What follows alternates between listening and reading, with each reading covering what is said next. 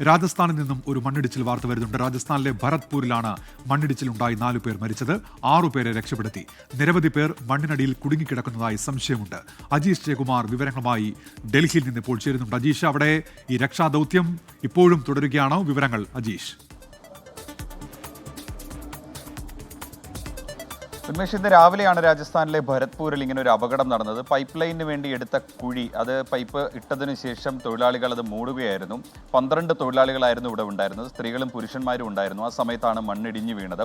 ഇതിൽ 12 പേരും ആദ്യം തന്നെ അകപ്പെട്ടു. പിന്നീട് അടുത്തുണ്ടായിരുന്ന മറ്റു തൊഴിലാളികൾ അവരെ രക്ഷപ്പെടുത്താൻ ശ്രമിച്ചു. ഉടൻ തന്നെ പോലീസിനെയും മറ്റ് ദുരന്ത നിവാരണ സേനയെ അടക്കമുള്ളവരെ വിളിച്ചു വരുത്തി. അവർ എല്ലാവരെയും ആശുപത്രിയിൽ എത്തിച്ചു. പക്ഷേ 2 പേർ ആശുപത്രിയിലേക്ക് കൊണ്ടുപോകുന്ന വഴിയും 2 പേർ ഈ സംഭവ സ്ഥലത്ത് തന്നെ വച്ച് മരിച്ചു. 4 പേരാണ് അങ്ങനെ ആകെ മരിച്ചത്. ബാക്കി 8 പേരെയും അവിടുന്ന് രക്ഷപ്പെടുത്തിയിട്ടുണ്ട്. ഇവരെ ചികിത്സകൾക്കായി ആശുപത്രിയിലേക്ക് കൊണ്ടുപോയിട്ടുണ്ട്. എന്തായാലും രാജസ്ഥാനിൽ കഴിഞ്ഞ കുറച്ച് ദിവസങ്ങളായി തന്നെ അതിശക്തമായ മഴ ചില ഭാഗങ്ങളിൽ പെയ്യുന്നുണ്ട്. അങ്ങനെ ആണ് ഇത് സംഭവിച്ചതെന്നാണ് ഒരു പ്രാഥമിക വിലയിരുത്തൽ.